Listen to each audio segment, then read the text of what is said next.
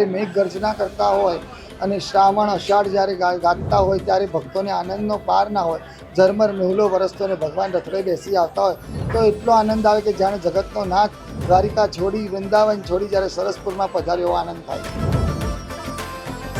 આજે 11ના દિવસે ભગવાનના જે મામેરું છે એ ભક્તો માટે દર્શનાર્થે મૂકવામાં આવે છે. બહુ વર્ષોથી આ ક્ષણની રાહ જોઈ રહ્યા હતા. 5-7 વર્ષથી તો ખૂબ આતુરતા હતી કે હવે જગન્નાથજી અમારું ક્યારે નામ, અને આ વર્ષે અમારા ભાગ્ય ખુલી ગયા અને અમારું નામ બહાર આવી ગયું છે અને યજમાન તરીકે અમને સૌભાગ્ય પ્રાપ્ત થયું છે. એની માટે અમે ખૂબ ખુશ છીએ.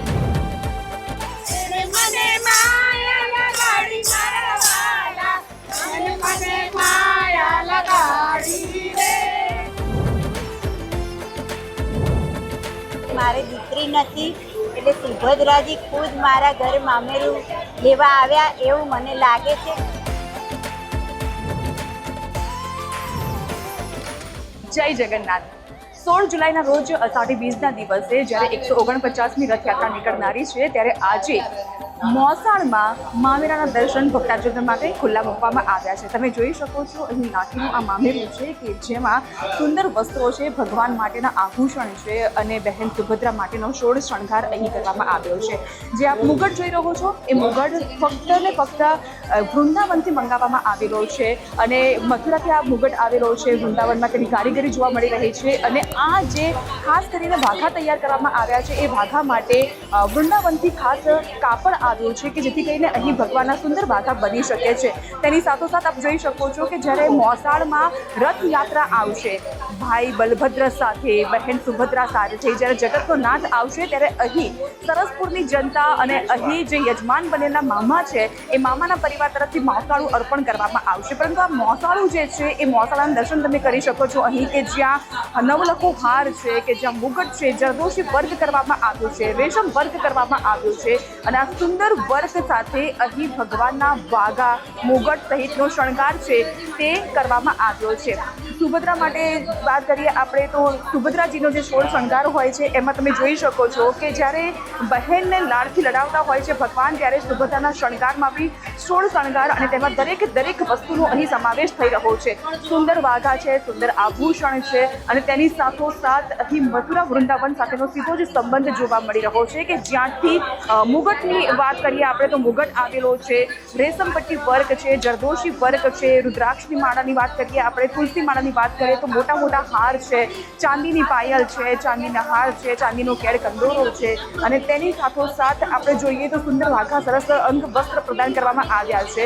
આ મામેરાના દર્શન આજે ભક્તજનો માટે સરસપુરના મંદિર ખાતે કરવામાં આવ્યા છે અને 1878થી જ્યારે જગન્નાથની રથયાત્રાની શરૂઆત કરવામાં આવી હતી ત્યારે 2 મામેરા ભરવાની વાત હતી અને હવે 25 વર્ષ બાદ ફરી એક વખત એ જ મામેરાની પ્રથા શરૂ થઈ રહી છે. આ વખતે ભક્તજનોને એક નહીં પરંતુ ભક્તજનોને 2 મામેરાના દર્શન કરવા મળશે, કારણ કે એક તરફ જ્યાં વાઘાની વાત હોય છે ત્યાં બીજી બાજુ ભક્તો દ્વારા પણ આ વખતે સુંદર મજાના જે મામેરા છે એ મામેરા માટેની વસ્તુઓ, શણગાર અર્પણ કરવામાં આવી રહ્યો છે. એટલે કે જૂનું સરસપુરનું રણછોડરાયજી મંદિર અને નવું રણછોડરાયજીનું જે મંદિર છે આ બંને મંદિર દ્વારા હવે 2 મામેરાની જે વાત હતી અને જે પરંપરા હતી એ આધુનિક રીતે આ પરંપરા શરૂ કરવામાં આવે છે. જ્યારે રથયાત્રા નીકળશે, સરસપુર મંદિર ખાતે પહોંચશે અને સરસપુર મંદિરમાં અહીં યજમાન દ્વારા, મામા દ્વારા મોસાળું ભરવામાં આવશે અને એ જ મોસાળાના વાજતે ગાજતે આજે દર્શનાર્થીઓ દર્શનનો લાભો રહી રહ્યા છે. 11 જુલાઈ, 12 જુલાઈ આ 2 દિવસ દરમિયાન અહીં મોટી સંખ્યામાં ભક્તજનો આવશે અને તે આ લાઠીના મામેરાના દર્શન કરશે.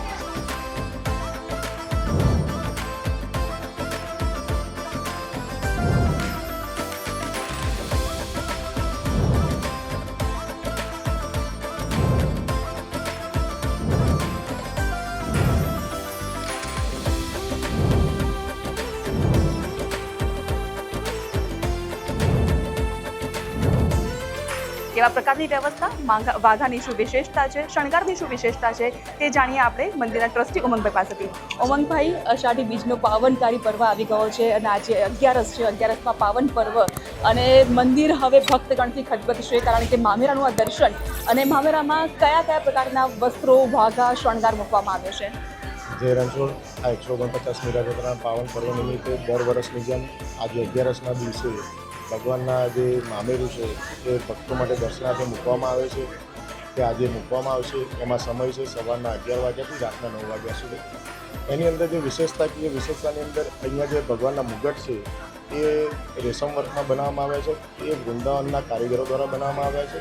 તદુપરાંત જે વસ્ત્રો પણ છે એ મયુરથી ઉપર બનાવવામાં આવ્યા છે, એ પણ ત્યાંથી બનાવવામાં આવ્યા છે. અને અહીંયા સોના ચાંદીના અલંકાર પણ અહીંયા ભગવાનને દર્શનાર્થે મૂકવામાં આવ્યા છે. તદુપરાંત અહીંયા આગળ સાડી છે, પાર્વતી શણગાર છે, એ બધું પણ અહીંયા આગળ દર્શનાર્થે મૂકવામાં આવ્યું છે. તો કેટલા સમયગાળાની આ મહેનત હતી અને જ્યારે વાઘા અને આભૂષણ તૈયાર થઈને આવ્યા છે તો ભગવાન જગન્નાથજીને કયા આભૂષણ, બલભદ્રને કયા આભૂષણ અને બહેન સુભદ્રાને કયા આભૂષણ આપણે ભગવાન જગન્નાથજીને, બહેન સુભદ્રાજીને, ભાઈ બલરામજીને જે અહીંયા આગળ વિશેષ જે આ વખતે જે ચાંદીના જે હાર બનાવવામાં આવ્યો છે એ બોલ્સની થીમ ઉપર બનાવવામાં આવ્યા છે. અને બહેન સુભદ્રાજીને પાર્વતી શણગાર, તદુપરાંત જે ચાંદીના જે દાગીના છે એની અંદર પાયલ છે, કંદોરો છે, વિછિયા છે, એ બધું અને તુલસી ક્યારો છે એ. અને તદુપરાંત જે બીજું જે સોનાની અંદર છે એની અંદર 3 વીંટી, જેમ કે ભગવાન જગન્નાથજી, બહેન સુભદ્રાજીના ભાઈ બલરામજીની અને બહેન સુભદ્રાજીની સોનાની બુટ્ટી અને એક સોનાનો દોરો પણ એમને અહીંયા આગળ દર્શનાર્થે મૂકવામાં. ઉમંગભાઈ, સુંદર વસ્ત્ર, સુંદર આભૂષણ છે અને એમાં પણ જે કારીગરી છે, મોર વર્ક છે, આખું એક અલગ જ પ્રકારનું આ દ્રશ્ય દેખાઈ રહ્યું છે. તો આ વાઘા વિશેની વિશેષતા કહેશો? આ જે વાઘા છે જરદોશી વર્ક ઉપર બનાવવામાં આવ્યા છે અને એની અંદર મયુર થીમ ઉપર આખા વાઘા બનાવવામાં આવ્યા છે. આ વિશેષ એ છે કે આની અંદર જે કારીગરોએ લગભગ 4 મહિનાથી આની ઉપર કામ કર્યું છે. ત્યારબાદ આ વાઘા તૈયાર થયા. તો હવે જ્યારે ભગવાનને આ મોસાળું અર્પણ કરવામાં આવશે, અષાઢી બીજના દિવસે જ્યારે જગતનો નાથ અહીં આવશે, મોસાળમાં આવશે, તો ત્યારે આ મામેરું અર્પણ કરવામાં આવશે. પરંતુ મામેરાનો જે શણગાર છે, આભૂષણ છે કે પછી વાઘા છે, એ ભગવાન ક્યારે પરિધાન કરશે? જ્યારે આ મામેરું જ્યારે અહીંયા આગળ જ્યારે ભગવાન રથ ઉપર બિરાજમાન થઈને અષાઢી બીજના દિવસે જ્યારે અહીંયા આવે છે ત્યારે રથ ઉપર ભગવાનને અહીંયા આગળથી અર્પણ કરવામાં આવે. ત્યારબાદ એને અહીંયા આગળ જ્યારે જગદીશ મંદિર અને 11સના દિવસે અમે જ્યારે આપીએ છીએ ત્યાં આગળ આપણે મંદિરે આપીએ છીએ. ત્યારબાદ મહારાષ્ટ્રનું એવું હોય છે કે જ્યારે સારો ઉત્સવ કે સારો પ્રસંગ હોય ત્યારે આ વાઘા અર્પણ કરવામાં આવે છે. બરાબર છે. પણ આ વખતે આપણે જોઈએ કે સારંગપુરનું જૂનું મંદિર અને નવું મંદિર બે મામેરા નીકળવાની જે વાત છે એ કેવી રીતે આપણે લો છો? એની અંદર તો એવું છે કે આની અંદર જે અલગ વસ્તુ છે કે ભાઈ અહીંયા આગળ જે મામેરું છે તમે દર્શન કરી રહ્યા છો અને જે બીજી વ્યવસ્થા છે એ અલગ વ્યવસ્થા. બરાબર છે. તો મંદિરમાં જ્યારથી ભાણા આવ્યા છે, ભાણીબા આવ્યા છે, ત્યારથી અલગ અલગ ભજન મંડળીઓ અહીંયા આવતી હોય છે અને આખો એક પવિત્ર માહોલ બનતો હોય છે. કેવા પ્રકારનું આયોજન? આપ જુઓ તો છેલ્લા જ્યારથી ડ્રો કરવામાં આવે અને મામેરું જેને લાગે ત્યાર પછી જે મંદિરમાં અનેરો ઉત્સાહ હોય છે. રોજે રોજ જુદા જુદા કાર્યક્રમો હોય છે, ભજનો ચાલતા હોય છે, ભોજન ચાલતા હોય છે. અને આપ જુઓ છો આપ તો ખૂબ જ મોટી સંખ્યામાં લોકો દર્શન કરવા માટે બહાર આવે છે. બરાબર છે. ઉમંગભાઈ, એક સવાલ તમને પૂછવાનો રહી ગયો. આપણે ઉમંગભાઈને સવાલ પૂછીશું, પરંતુ જે યજમાનની વિધિ હોય છે એ કેવી રીતે નક્કી કરવામાં આવતા હોય છે કે કેવી આખી પ્રોસેસ કેવી હોય છે કે કોણ બનશે મામા? યજમાન માટેની જે વિધિ છે તેની માટે ટ્રસ્ટ દ્વારા એક નિયમ કરવામાં આવ્યો છે. થોડાક દિવસ અગાઉ જાહેરાત આપવામાં આવે છે. જે કોઈ ઈચ્છુક હોય તે લોકો અહીંયા અરજી કરી શકે છે. ત્યારબાદ સમગ્ર જનતાની હાજરીમાં, ટ્રસ્ટીઓની હાજરીમાં તેમાં ડ્રો કરવામાં આવે છે અને એમાંથી જેનો નંબર લાગે તેને મામેરું કરવાનો અવસર મળે છે. તો જોઈ શકીએ છીએ આપણે કે આ લાખણું મામેરું છે અને મસ્ત એવો શણગાર પણ કરવામાં આવ્યા છે. ભગવાનના વસ્ત્રો વાઘા અહીંયા તૈયાર થઈ ચૂક્યા છે. જરદોશી વર્ક છે, રેશમ પટ્ટી વર્ક છે, અલગ જ પ્રકારની વિશેષ વ્યવસ્થા છે. અને આ વખતે તો ભાઈ બે મામેરા ભગવાનને અર્પણ કરવામાં આવી રહ્યા છે યજમાન દ્વારા. ત્યારે અહીં ક્યારે જગતનો નાથ આવશે અને ક્યારે આ મામેરાની વિધિ પૂર્ણ કરવામાં આવશે અષાઢી બીજના દિવસે, તેને લઈને સમગ્ર ભક્તજનોમાં એક અલગ જ ખુશીનો માહોલ વ્યાપી ગયો છે.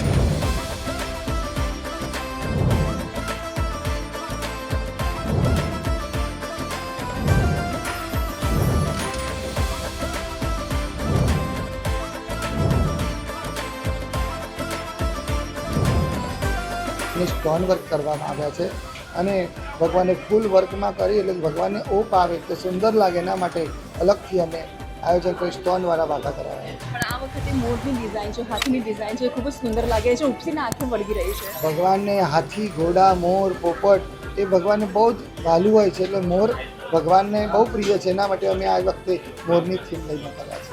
તો અષાઢી બીજના દિવસે જ્યારે મોસાળમાં આવશે તો એ વખતે કેવા પ્રકારનો માહોલ હશે, કેવું આયોજન? જ્યારે અષાઢી બીજે ભગવાન જ્યારે આવે સરસપુરની અંદર ત્યારે માહોલ તો એવો હોય કે જ્યારે મેઘ ગર્જના કરતા હોય અને શ્રાવણ અષાઢ જ્યારે ગાતા હોય ત્યારે ભક્તોને આનંદનો પાર ના હોય. ઝરમર મહેલો વરસતો અને ભગવાન રથડે બેસી આવતા હોય તો એટલો આનંદ આવે કે જાણે જગતનો નાથ દ્વારિકા છોડી વૃંદાવન છોડી જ્યારે સરસપુરમાં પધાર્યો એવો આનંદ થાય છે.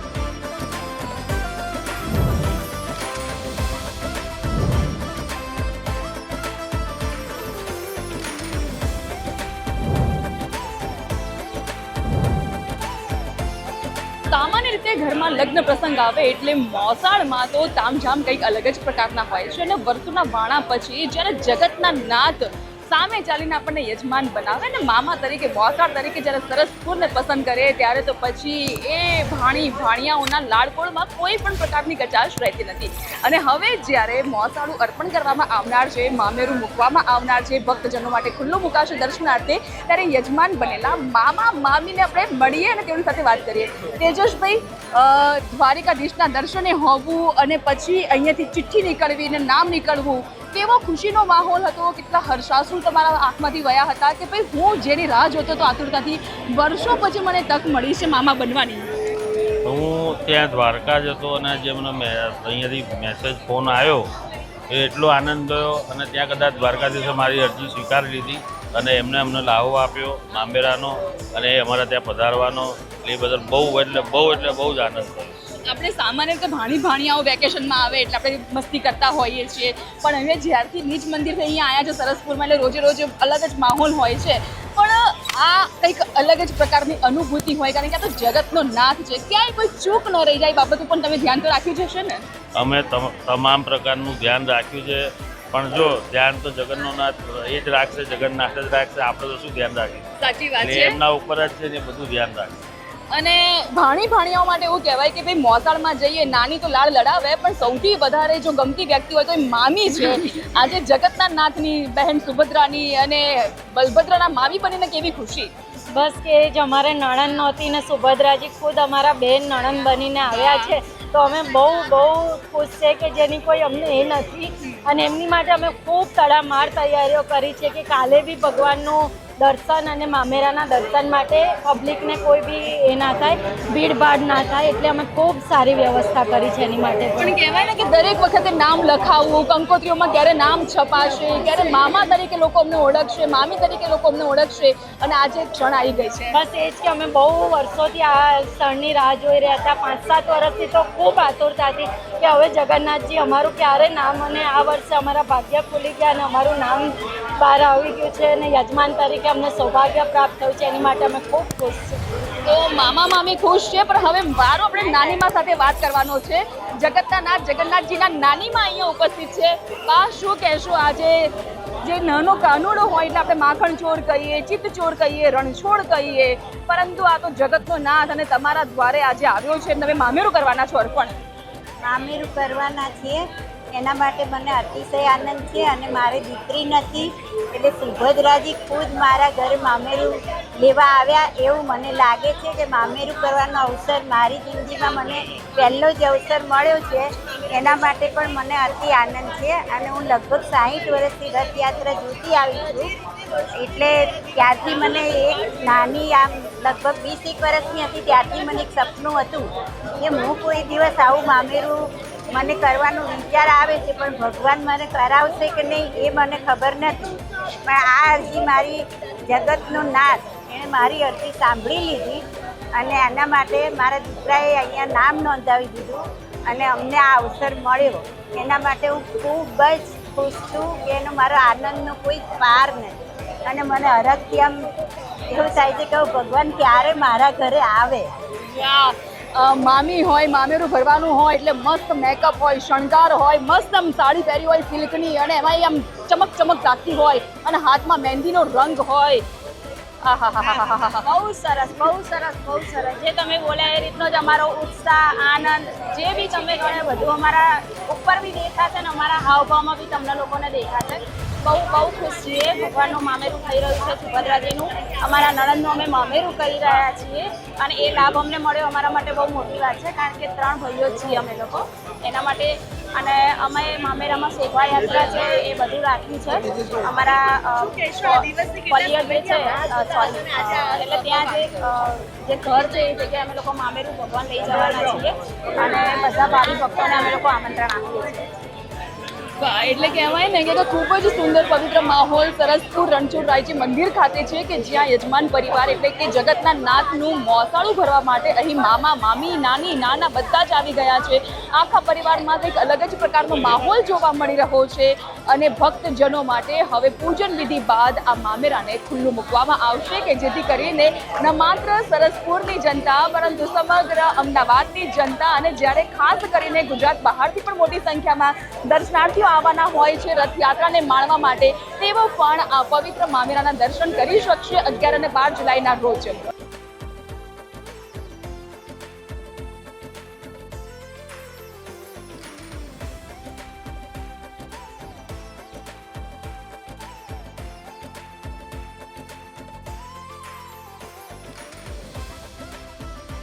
ભક્તજનો અહીં લાઈન લગાવીને ઊભા છે અને જુઓ કેવો માહોલ છે.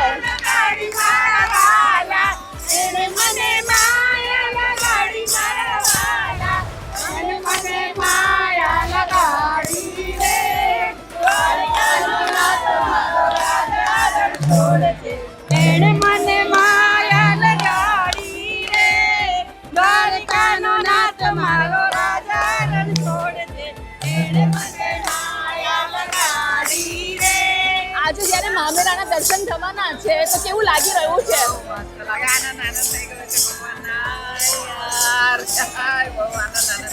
તમે સરસપુરના છો કે બહારથી આવ્યા છો? અરે બાપરે, પણ આપણે એવું કહેવાય કે અષાઢી બીજ આવે અને વરસાદ અહીં છાંટણા થાય તો સારું. આટલી બધી ગરમીમાં આટલી ભીડ લાગતી, ગરમી નથી લાગતી, આનંદ જોવાનો, દર્શન કરવાનો. અંકલ તમે શું કહેશો? ઘણો આનંદ છે. ભગવાનના દર્શન કરવા આવ્યા છે, બસ એ જ આનંદ છે. કશો કોઈ થાક, કશું ગરમી, કશું જ નથી લાગતું. પણ પ્રાર્થનામાં ખાલી ખોલી આમ ચિઠ્ઠી મૂકતા આવજો ને અરજીમાં કે ભાઈ હવે અમદાવાદમાં વરસાદ વરસે. અમદાવાદ બસ ભગવાનને પ્રાર્થના કે વરસાદ આવે બસ.